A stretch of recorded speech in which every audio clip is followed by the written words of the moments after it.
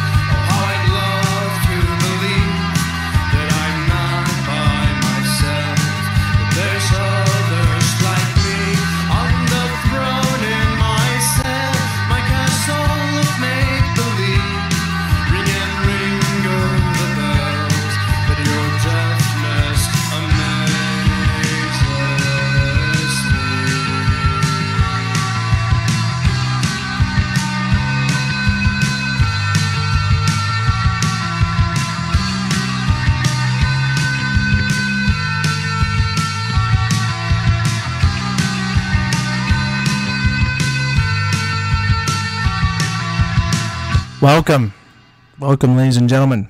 I am your host, Matt Maldonado, here in FEMA Region 9, Las Vegas, Nevada, and this is the Blitz, Madness4life News Podcast number 38. It is September 9th, 2012, episode 9 of the Blitz.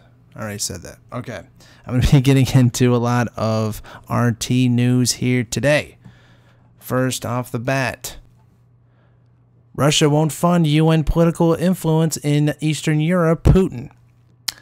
The ongoing economic crisis in the Eurozone has political roots as the EU took on too many obligations with new members. Now,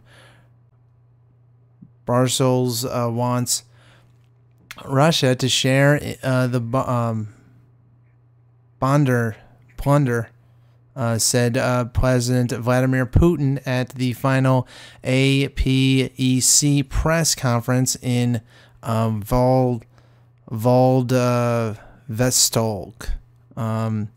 Putin explained that modern Russia will not take on any additional obligations towards the economies of Eastern Europe. He noted that the very political system, the high level of social guarantees, the inability to ensure growing consumption, all this is a crippling burden that lies on the shoulders of the European economy. The matter is that all those Eastern European countries were accepted to the EU and the Union, committed to subsidize their economy, Putin said. The economic plight of the EU is the direct excuse me. Direct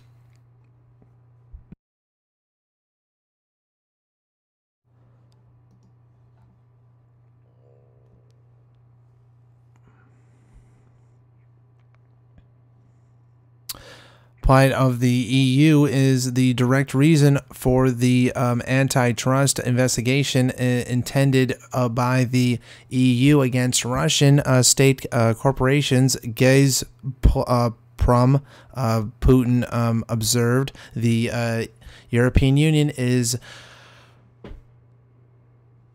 propping Gazprom over alleged unfair complications and price fixing in the national gas markets of Central and Eastern Europe. Actually, the EU claims Gazprom, or whatever, was hindering the free flow of gas across its member countries, preventing supply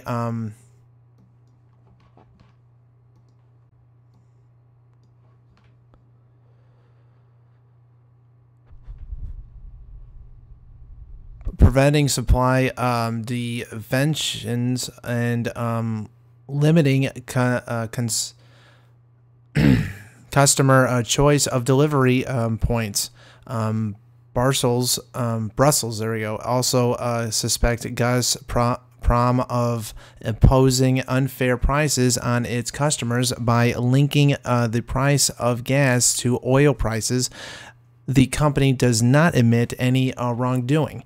It seems now that someone in the European Commission has decided that we, Russia, are going to share this subsidizing burden of Eastern Europe. That means the United Europe wants to keep political influence while we would be paying for this a little bit. This is a non-constructive approach. Putin noted, also saying that given the crisis times, a desire to shift part of the financial activities on somebody else is understandable, but counterproductive. Putin recalled that in the times of the USSR and the Eastern Bloc, the Soviet Union was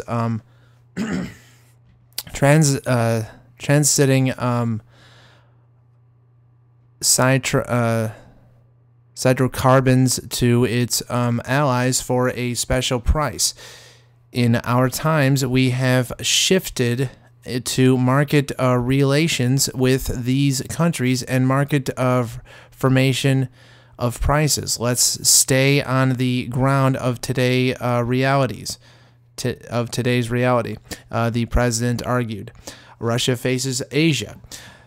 Russia is not going to artificially turn its economic orientation towards APEC countries, as 51% of the Russian trade turnover is accounted for by Europe, while the EPEC countries compress only 24%. Nothing should be done artificially in this respect. It will happen on an actual basis, the president assured, saying it doesn't mean this expansion of changes could be ideal. We must be getting ready, he added, recalling that Russia is already expanding its railroad carrying capabilities, port in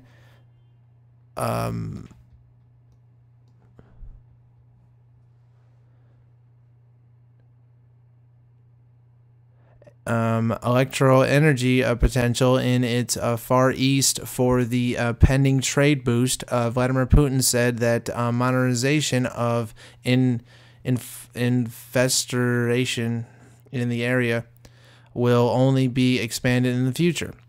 At the summit, Russia expressed readiness to become a new globe transit concord for world trade.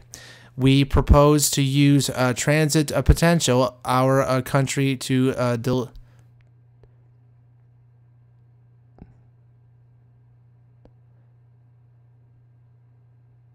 local and global logistics chains to form more convented routes of cargo delivery between the Asia Pacific region and European through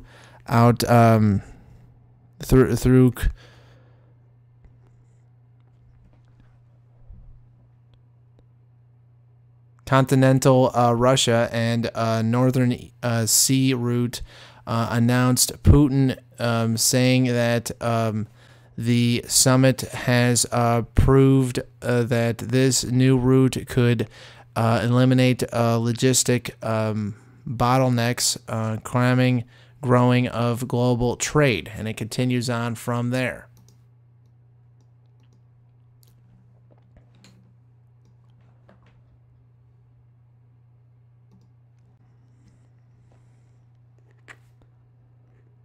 Foreign Islamists seek to turn Syria into sharia state. Around half of the rebels' fighters in Syria are foreign Islamists who aren't interested in toppling the Assad regime. Instead, they're seeking to implement sharia law throughout the country, according to a permitted French doctor. The co-founder of the medical charity Doctors Without Borders, I can't even say his name, sorry, Jacques Pures, discovered some interesting information while treating Syrian rebels in the besieged city of Aleppo.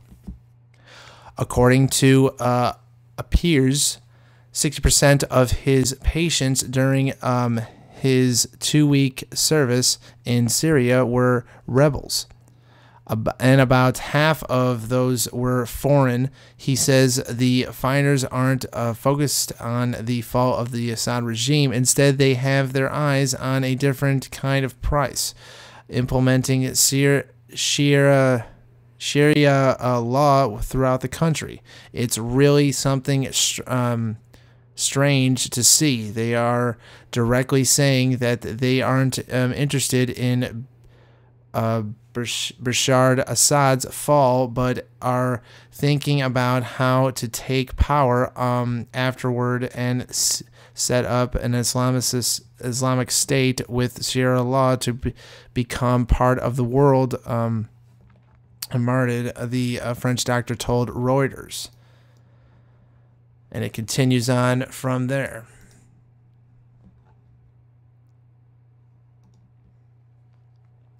And anti-austerity anger.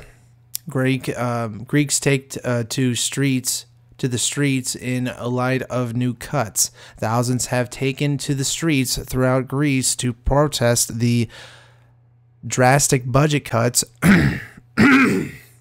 proposed by the government.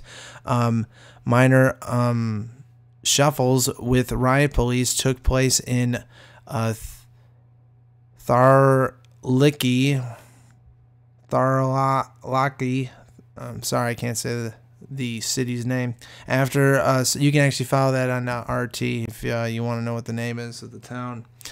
After some youths set rubbish on fire and burned at an EU flag in Athens, some 2,000 pensioners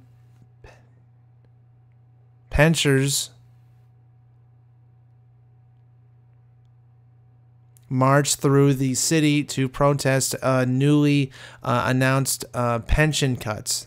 There we go, pensioners. That's what that is.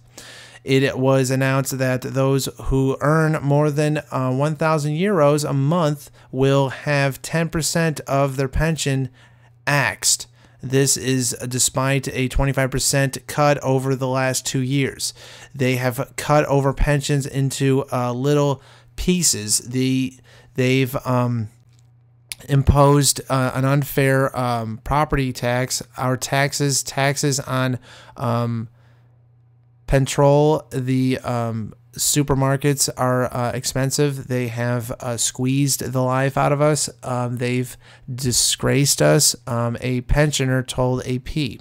Saturday's protest in Athens, which also include trade unionists, caused several disruptions to traffic. Major roads in the downtown area were also blocked to weaken traffic.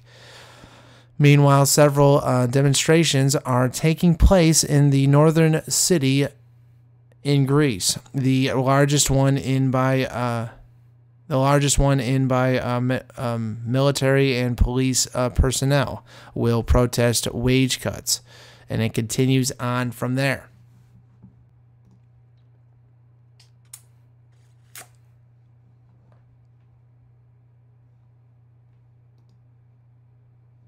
U.S. debt collectors cash in on $1 trillion in student loans. Most U.S. college students hope to land a good job with a high salary after graduation. Good luck at that. But for some, the reality is very different. Many find themselves fixed with insurmountable debt and a loan industry that's happy to cash in on their misfortunes. Excuse me. As the number of people taking out government-backed student loans has soared, so has the number of borrowers who have fallen behind in making payments. Around 5.9 million people nationwide have fallen at least 12 months behind in their payments. This number has grown by a third in the last 5 years, according to a state higher education finance survey. Many who can't repay their loans feel that they have no choice but to default. It's a decision that can be disheartening, ruining a borrower's credit and increasing the amount they owe. It can also result in penalties of up to 25% of the balance. Despite the scary consequences, young adults across America have chosen to default on their loans, and that decision has resulted in a cat and mouse game with the government. I keep changing my phone number in a year. This is probably my fourth phone number. Former student Amanda told the New York Times receives up to 7 calls a day from debt collectors attempting to recover her $50,000 in overdue student loans. But phone calls are just the beginning, since the federal government imposes no statute of limitations for collecting loan repayments. Escaping the debt is nearly impossible. You are going to pay it, or you are going to die with it, said John something, president of customer education at smartcredit.com. As America's poor economy caused companies and small businesses to close their doors, the debt collection industry is booming. Conserve a debt collection agency in New York accepts to double its payroll in the next 3 years. There's a great opportunity. The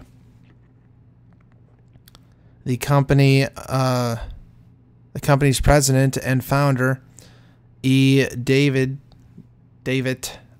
told the New York Times it's easy to see where that opportunity comes from. The nationwide student loan balance is more than $1 trillion. It's a number that makes borrowers cringe. However, debt collectors are more than grateful for the astronomically high amount of debt among college graduates. And it continues on from there.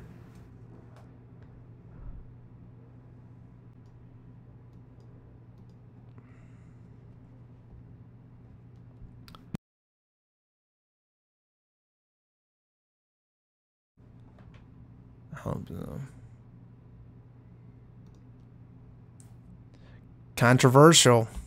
British plan to divide and rule Afghanistan. A trolley MP proposes hacking up Afghanistan into separate kingdoms, each ruled by a foreign power, and include members of the Taliban. The plan is the brainchild of conservative AP and foreign officer aide Elwood, Tembis Elwood, a former army captain in the Royal Green Jackets, and is already under discussion in London and Washington, according to a report which was seen by the British newspaper The Independent on Sunday. The report puts forward a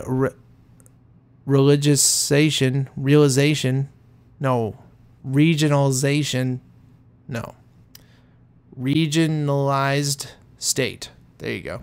Under a powerful new prime minister, and would attempt to deal with weak government, corruption, and tribal disputes which have plagued Afghanistan. The blueprint, which has been labeled Plan C, is to split Afghanistan up to 8 zones based around the economic hubs of Kabul, Kandahar, Herat, Menzar-e-Serv, and there's other names I can't really pronounce. The areas would then be governed by a council representing different ethnic groups, and often seen by one or more foreign countries in the same way that Berlin was run after the Second World War. Other options being considered include Plan A, to turn Afghanistan into a smoother functioning democracy, and Plan B, to hand the war over to the Afghan security forces, which would be overseen by American military advisors. How about we do Plan D and just leave the country alone and just give it back to them?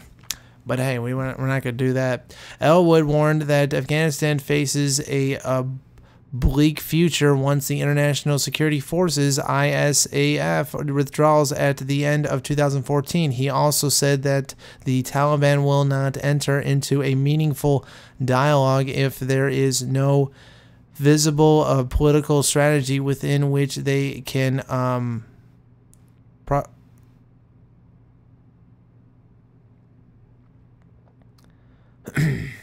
present. And it continues on from there.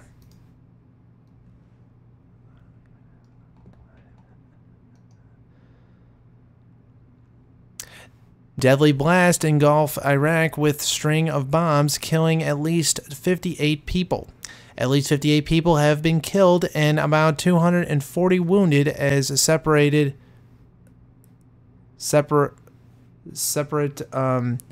attacks hit 11 cities across Iraq. There has been no immediate claim of responsibility for the violence. The city of Emara, some 300 kilometers, 185 miles south of Baghdad, is reported to have suffered from one of the most severe and deadliest blasts. Two car bombs explode outside a Sharia CERN and marketplace, killing at least 16 people and wounding around 100, officials say.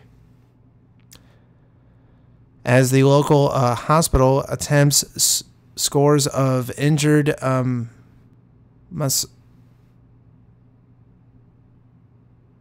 Emira used loudspeakers, usually reserved for the call to prayer to ask for blood donations, Reuters reports. Other 11 people have been killed and 7 wounded in the town of Darjil, 50 kilometers, 30 miles north of Baghdad, where gunmen stormed a small Iraqi army outpost early Sunday morning. Several hours later, other car bomb went off amidst a group of police. Local authorities reported. React. I don't know. The trainee officers were allegedly waiting in line to apply for jobs with the state-run North Oil Corporation near the city of Kirkuk, whatever, 250 kilometers north of Baghdad. 7 people died from injuries. 17 others sustained severe wounds, and it continues on from there.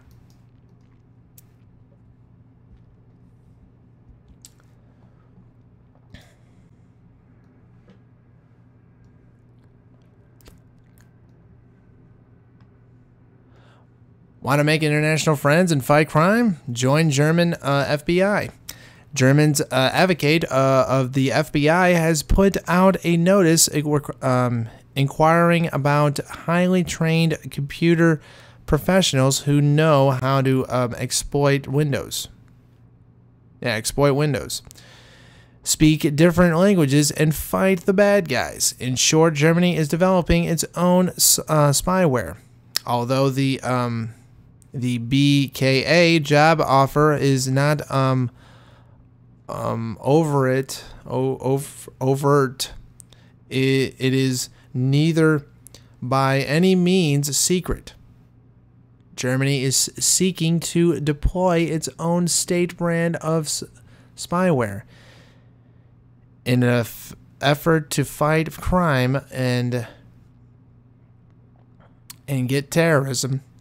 According to the avert job, applicants must demonstrate a sound knowledge of C++, have a good knowledge of low-level programming, and the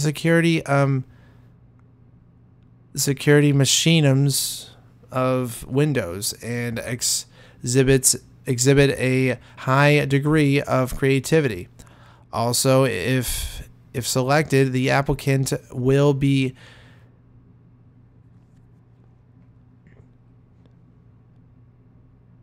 deterrent, meaning that he or she can only be fired through a difficult mutual decisions.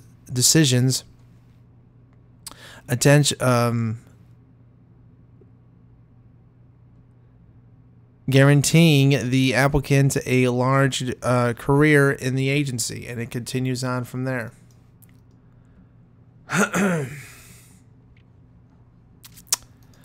Volcano awakens, 3,000 to be evacuated. Government plans on evacuating some 3,000 people from area about Nicaragua.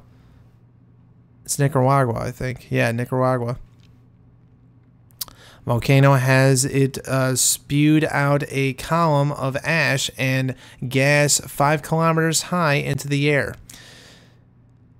3 powerful explosions emanating from the volcano were heard by residents in nearby villages on Saturday. The activity could affect some 500 families, totaling 3,000 people.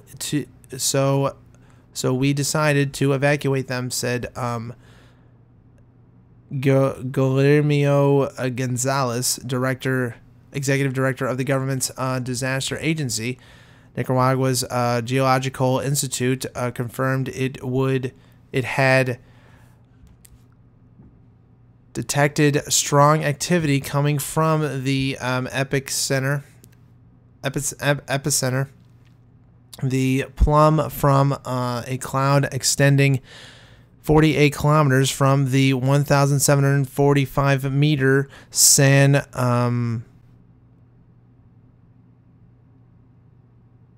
Cristobal volcano. The volcano is about 154 kilometers north of the capital, Managua. The Nicaraguan Institute of Territorial Studies, INETER, recommended that the airspace around San Cristobal be closed due to the size of the plumb. And it continues on from there.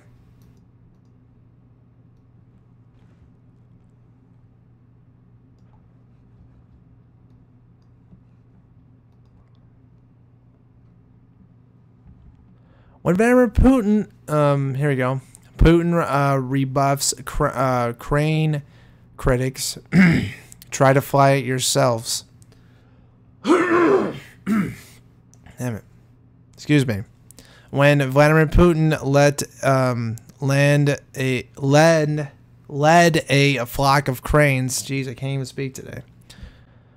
when Vladimir Putin led a flock of cranes in flight from an ultralight. The internet exploded with comments on the stunt, with some making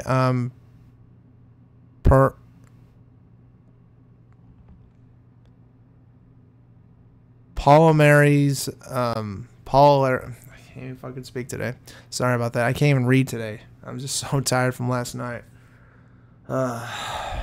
Continuing here, between the Russian electorate and cranes, now the president has had right of reply. The only ones that didn't fly were the weak cranes, and that was the first attempt on the second. They all flew, he said, smiling. He was responding to a question about what he thinks of outspoken options activists and socialite, comparing the birds with the Russian electorate. She noted that 63% of cranes followed Putin, while the rest headed south or went to wave nests in parks and boulevards, usual meeting places for options. To be honest, I have to acknowledge it was the fault of their leader, the pilot, that not all the cranes flew right away, because he too quickly and too high. They couldn't keep up, the president continued. A strong side wind forced the pilot to ascend fast in order not to depart from controlled flight, so not all the birds could follow the motorist hang glider, he explained. Considerably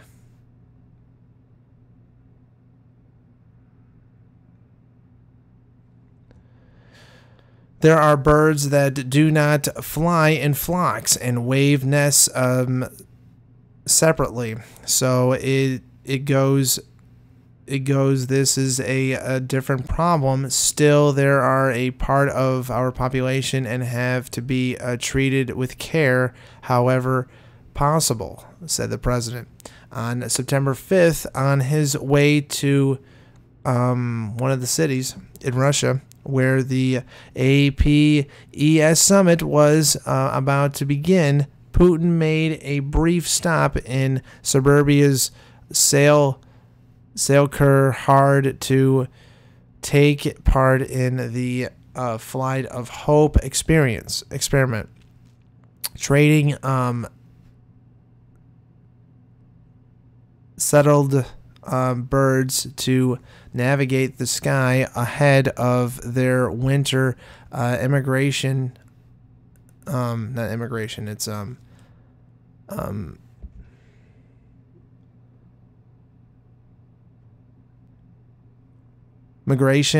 to immigrate to Central Asia.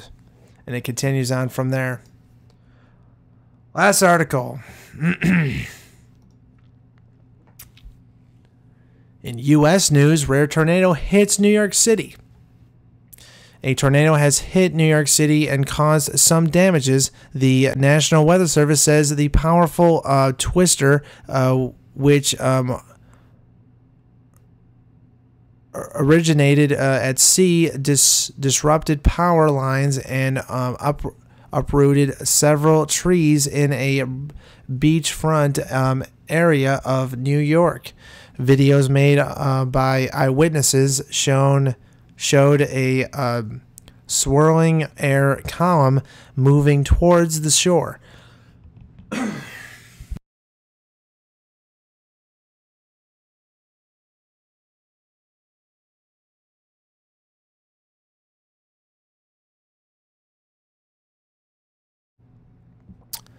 A worker at Kennedy's restaurant at the edge of Jamaica Bay told AP that she saw a swirling cone kind of thing with something flying in it come down and then head back out into the water toward Brooklyn. It was scary. We have all glass, so we kept saying get away from the glass just in case it did come back around. Despite fears, the twister did not cause serious damage. Firefighters say the affected area appears to be small and no injuries have been reported so far. However, officials warned of more storms and possible tornadoes in other parts of the northeast U.S., including New Jersey, Connecticut, Maryland, New Hampshire, Massachusetts, and Pennsylvania. Tornadoes are very rare for the region. The destructive weather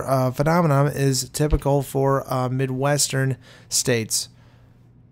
And it shows photos of it near the highway, but it's actually, you actually could see it in the water of one of the bays in New York City. So that is it for the show today. Only 36 minutes. Wow.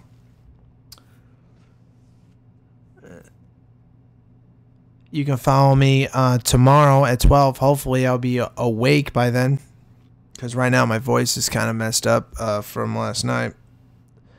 So thank you all very much for joining me today and tolerating me today. So have a good day, and God bless America. Oh, and before I leave, I forgot.